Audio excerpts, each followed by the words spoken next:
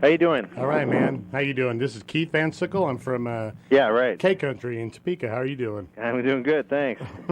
Okay, let me do a little intro here, and we'll get you going. Okay. Alrighty. All right. How much time do you need? I think it would be like I don't know, 20 minutes, maybe a little bit more, if that's all right. Alrighty.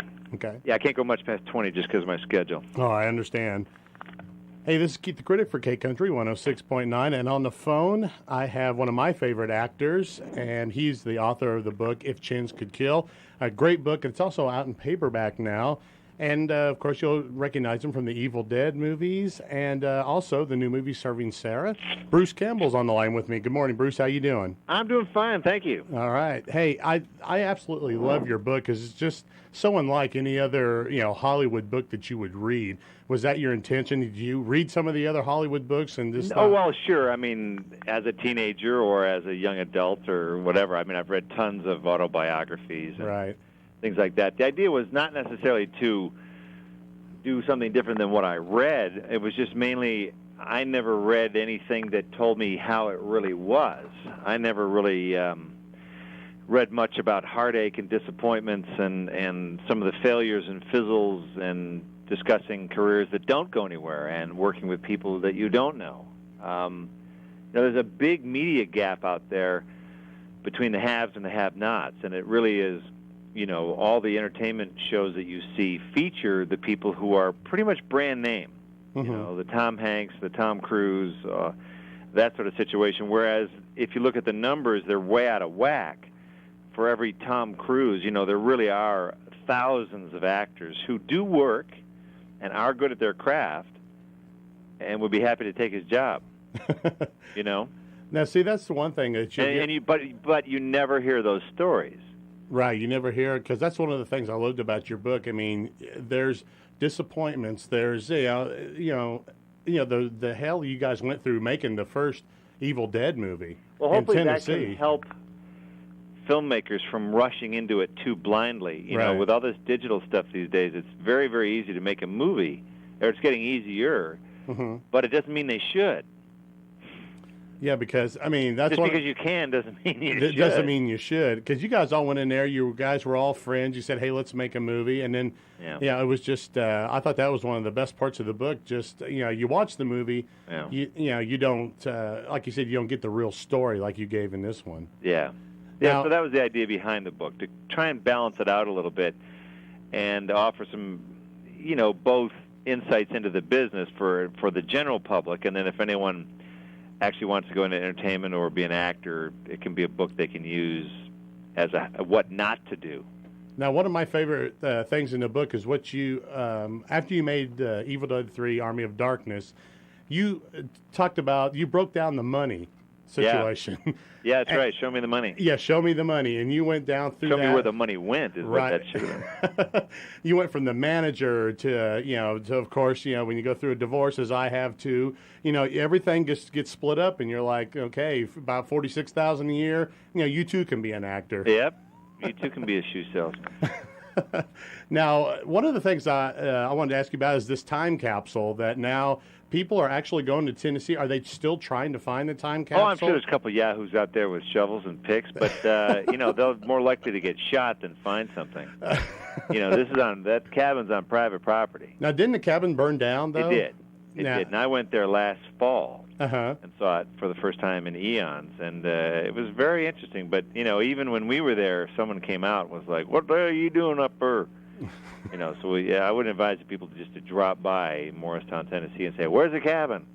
Now, see, one of the things that I like about you've come to grips with the whole Evil Dead. You've embraced it. The character of Ash, and you don't ever say, "Hey, I didn't do that." You don't No, ever I don't like shy that. away I from think talking about it's it. a character flaw when actors deny their past. I mean, Right. One example, I worked with an actress once on a film, and she had just finished a Roger Corman movie. Mm-hmm. And she was so excited because they were going to call it a certain name, and they were going to call it this film called Wendell, which made it sound like a sort of a coming-of-age film, and she was going to be in this cute little romantic comedy. When it came out, it was called Fraternity Vacation. And she had no idea, and she just, you never see that on her resume. You never hear her talk about it. never even hear her talk about the movie that we did together, which was another low-budget movie. Mm-hmm. And then she went on to be in quite a successful TV show for years and years and years. And you just never hear about that. But it's like, why would you deny that? Well, it's kind of like with George Clooney. You never hear about him talking about Return of the Attack of the Killer Tomatoes. It's not even on his resume. Well, or, James Cameron isn't likely to talk about Piranha 2. But if you think about it, all roads lead back to B movies because you have to start somewhere. I've been really thinking about this a lot. All B movies mean is it's an early crystallization of effort and ability and money. Right. It means you don't have the full money. You don't have people who are all experienced the same. Once you get up into the A movies and you're working at union levels and, you've had people who are working at their jobs for 25 years. Grips, electricians, sound guys who really know it front and back. Yet it doesn't mean their heart is in their work, per se. Whereas on the B-movie side, I just finished this film called Bubba Hotep, which is, I play Elvis Presley. I was going to ask you about that. At 68 years old in an East Texas rest home. He's still alive, et cetera, et cetera. But the boom guy who does the sound, the guy who holds the microphone, had never worked on a movie before in his life. And I'm entrusting my dialogue to this guy. But that's the independent way. That was the only way we could make this movie at a low budget and shoot for a decent amount of time. Now, his name escapes me. Isn't the director of Phantasm? Didn't he do that movie? Yeah, Don Coscarelli. Yeah, that's right. it. God, I forgot his name. Yeah. Now, is that kind of do you think that that's one of the bad things about now all these big companies are getting into the smaller independent films? Do you think they've kind of, I guess, cluttered it up a little bit? Well, I think the word independent has lost its meaning. Uh-huh. The reason why I say that is because an independent film that you can trace the owner of the owner of the owner of the company back to Time Warner, I'm sorry, it's not an independent movie. Mm-hmm. That's a corporate movie, no matter what you say. Independent means beholden to none. That there's no corporation looking at your script, there's no one. That's independent. Independent is Evil Dead. Yeah, exactly. There was just, when you watch The Evil Dead, did you ever have any idea that it would be what it is today? Well, it's not, one thing not to overstate it. It's not that much. Right. It's not like everyone goes, and then there was the Evil Dead movie that changed my life. There's a few people out there who the same that. people who are digging up the capsule are trying to go in Tennessee. Oh, well, and that's find fine. They would disagree with me. But I guess you never know where you're going to wind up. That's the thing in the business. Right. You don't know if you're going to wind up in horror movies. You don't know if you're going to wind up on the street corner drinking Woolite. There's a lot of things that could happen to your quote-unquote career. Mm-hmm. We just wanted to get our investors' money back. That's the only thing we cared about at that first juncture. Now, one of my favorite stories as well is when you guys met up with the guy you called Java. Oh, yeah, he was a potential investor. You guys were trying to get investment money for a film that you guys wanted to do. Yeah, that was the Get John Travolta on the phone. Right, the man with the screaming brain. Yeah, that's right. It was, and that story, to put it in context, was chronicling how sometimes you fail when you try and raise money. Right, you know what I mean? We succeeded with the first Evil Dead. Right. And then myself and another partner went back to Michigan several years later and said, well, we did it once, by golly, and we made the investors money. We'll do it again. And we failed horribly, and we ran into every loser blowhard in this character you're referring to that we called Java. Right. Was just this freak that we ran into. Was one of many freaks that you run into in the course of trying to raise money for movies. So it's a weird business. Now, how much did the first Evil Dead movie cost? Roughly, no one really knows, right. But it's under $400,000. Under $400,000. It was probably between $375,000 and $400,000. Now, it talks about what a hard shoot that was. Now, do you still now talk to the other, like the women in the film and all that? Didn't you guys have a reunion kind of in Chicago? We had a reunion back in, I think it was February. Uh-huh. And the three women from the film, Betsy Baker, Teresa Tilly, I guess she's going by. You have to get their regular names straight, their movie names. And Ellen Sandweiss, they formed the Ladies of the Evil Dead. Mm-hmm. So they're back in business. Now, they went and had their families. Yeah. And now they're out, they're these swinging mothers, they're filling the minivan full of Evil Dead T-shirts. It's pretty funny, actually. Now, didn't you guys do like an impromptu, or maybe it wasn't in Chicago recently? Didn't you reenact Yeah, we did a scene live from reading of Evil on Dead. stage? Yeah, how was that? It was pretty fun because the gag was we wanted to show them, because there was a lot of when the first Evil Dead movie came out in about 82 or 3. It went overseas in 82, played here in the States in 83. There was a lot of comments about the amateurish acting. Mm-hmm.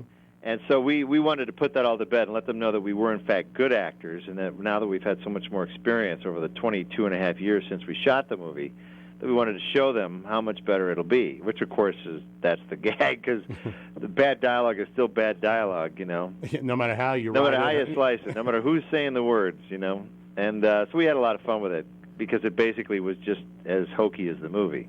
Now, this book goes all the way back to the very beginning. When you the first, beginning. Yeah, beginning. Yeah. Now, some of the things I found fun were the car stories that you've had over the years. Being from the Motor City, you can't avoid that. Exactly. Now, people got cars on the brain. You bought the car, the Chevy Bel Air, that was actually painted with house paint. Yeah, 1973 Chevy Bel Air, painted with black house paint. And there were still bristles from the brush stuck in the side of the car.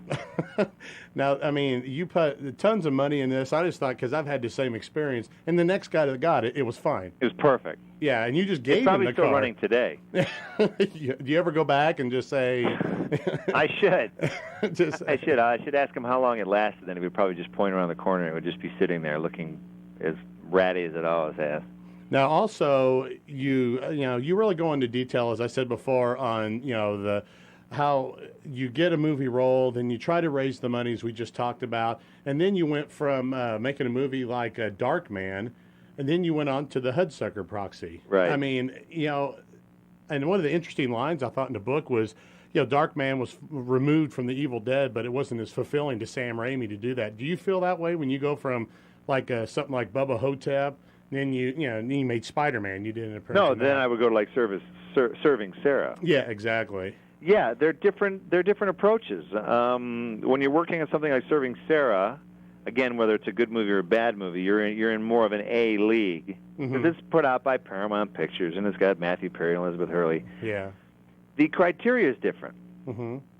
Then you get into things where you've got to make sure everyone looks good, and that everyone's happy. And there's better food available. There's food everywhere. There's nothing but food, and unfortunately, it's a little bit of for lack of a better word, it's a little bit of a lazier atmosphere, and I grow impatient with it.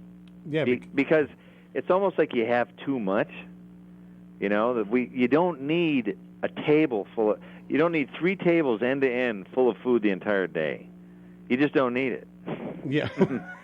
But whereas on a Bubba Hotep, now granted, it would have been nice to have some food, like, a salary. Yeah, it's amazing how that helps. That's you can go and buy your own damn up, food. But see, you do it for do you think that's the biggest problem in Hollywood? Because I'm a film critic, and I see that. Yeah. I like the smaller films. People are really they just seem more dedicated. They seem like they're more into their roles. Do you think they've just gotten lazy? Don't you think, with all the money around there now? I do. I think it's like any business, though. I shouldn't just. I don't want to single out the film business as having that problem. Every baseball business players, has that problem. anything. When you lose the eye of the tiger, it kind of spoils you. Mm-hmm. And you go, why should I try so hard? Because this will just happen for me now, And I think those are all dangerous ideas. I think you got to keep a little bit of that hunger in there somewhere, because you're an artist. You have to have a fire. You have to have a passion. And once that's gone, you might as well hang it up. You might as well go to the old actor's home. Now, once again, I'm talking to Bruce Campbell, and he's the author of the new book. Well, not new book. It's been out for a while. The paperback's out now. It's got some additional stuff in it. That's right. It's a good value now. Exactly. I'm telling you. I got the hardcover. I went out and bought this, Bruce. I didn't get it from the book company. Yeah. I bought this because I really wanted to read it. So you got my $15, $16. If no, Chins, $13.95. oh wow! Well, see, I didn't pay too much. If Chins Could Kill: Confessions of a B-Movie Actor. Tell me, you've been on tour promoting this book all over the place, except you haven't made it to the Midwest yet. I'm waiting for you to come close Well, to define us. the Midwest, because I was in 55 cities last year. Midwest. I'm in Topeka, Kansas. I'm right as center as you can get. Well, I'm coming there now. Are you? Aren't you? You're coming to Kansas City, aren't you? Yeah. Yeah.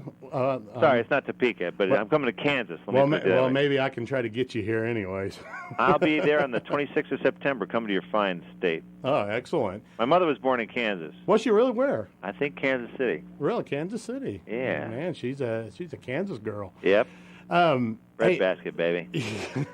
Now, tell me one of the most memorable experiences. You've been on tour for this book tour. You did it uniquely. You just went, basically, you went all over hell, no pun intended, to promote this book. What's some of the more interesting experiences you've had? Oh, a lot of it was who you meet and what they do. I've got a whole little section of the new pages, because you don't want to rip your readers off. If they buy the book again, we wanted to give them something else, so we did 40 new pages that was really just about the tour. So there's a lot of freaky stuff. Meeting a guy who his job is making Monopoly pieces, or he foam injects tampon applicators. You know, and these are just everyday people, and that's what they do. Another guy monitors space junk for the government, in case any wayward pieces of satellite or trajectory from some dirty space launch in the 60s happen to be coming toward one of our military satellites. So, and then the different places we went, we encountered, I felt like a mailman, you know, we were signing books in all kinds of weather and all kinds of places.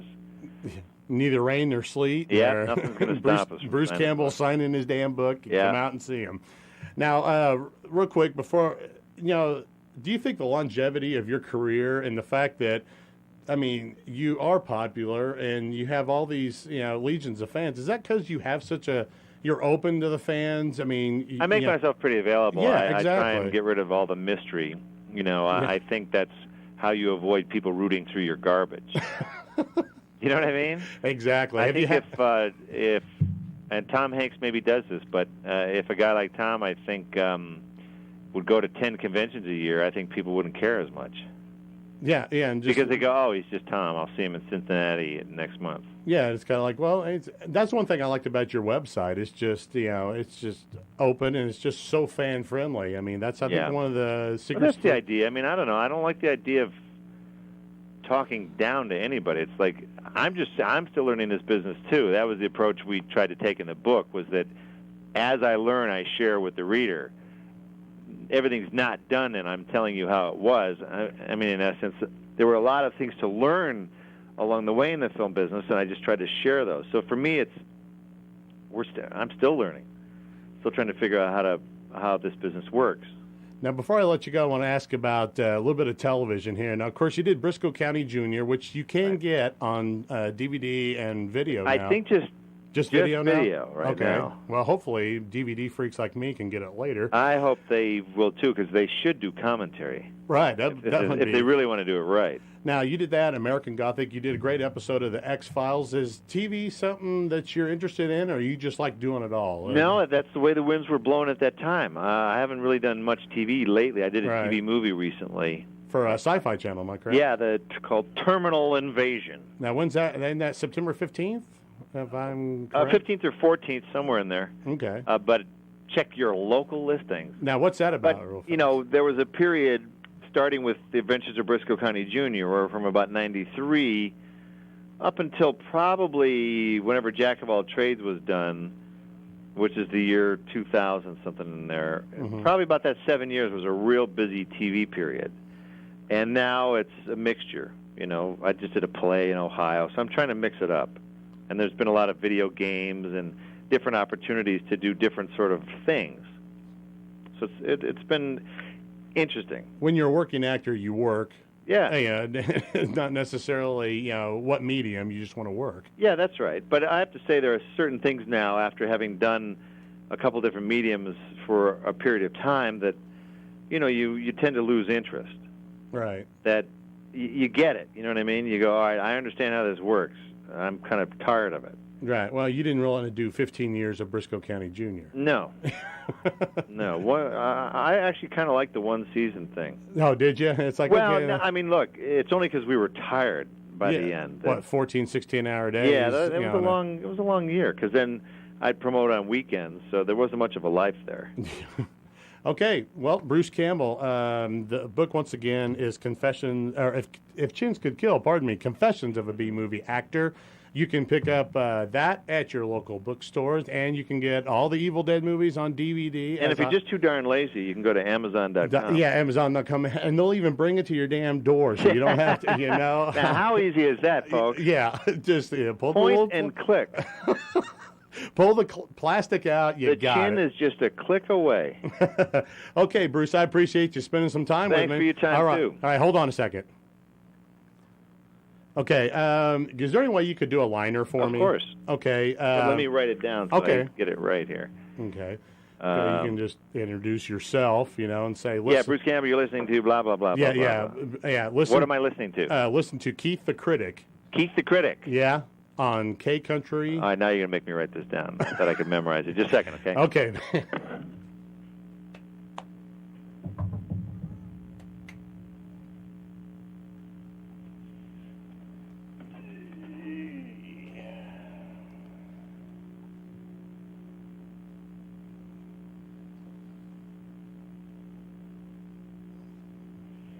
Keith the Critic on K Country what? KTPK 106.9. KTB as in boy? P. What is it? P is in Pete. Okay, KT as in Tom? Yeah, P as in Pete, and K as in Keith. So KTPK. Yeah, 106.9. 106.9. Okay, guys, you rolling? Yeah, then I have one more question for you. Okay. Go ahead, man. Hi, gang, this is Bruce Campbell. Listen up, you primitive screwheads. Keith the Critic is on K Country, KTPK. Well, I didn't do that right. Let me try that again. That's all right. Listen up, you primitive screwheads. This is Bruce Campbell. You're listening to Keith the Critic on K Country, KTPK 106.9.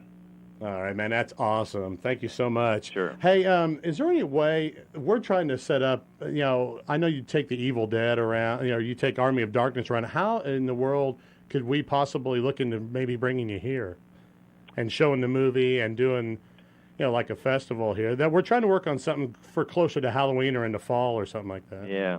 I don't know. For me, these days, it all has to be tied into what I'm doing. Right, because I'd like to have you come in and do that and sign your book. I talked to St. Martin's, the guy at St. Martin's about it. He wasn't sure. So. Yeah. Well, once they set the schedule, it's hard to change it. Right, because they want you to get out there and sell books so they can make money too. Yeah. The only thing I know I'm going to be doing is touring next year with a new book. Are you really? Yeah. Now, what's that one going to be? That's a whole new departure. Oh, really? It just has sort of a comedic working title of Make Love the Bruce Campbell Way. And what it is it's an If Chins Could Kill version of the relationship game, the dating game. Oh, man. You know when that's going to be out? I have to deliver it next spring, so it's designed for a fall 03 tour. Oh, man, that's going to be... I can't wait to read that. Yeah, there will be no experts involved in writing the book. No experts, except for you, right? Yeah. And I'm no expert, so it's meant to be a lighthearted look at relationships. Oh, that sounds fantastic. Yeah. Well, I'll tell you what, I plan on coming up and talking to you I also work TV, so we planned on coming up and maybe shooting you when you're in Kansas City there. I'll be there, baby. All right. Hey, thanks, Bruce, so much. Thank you. Bye-bye. See ya.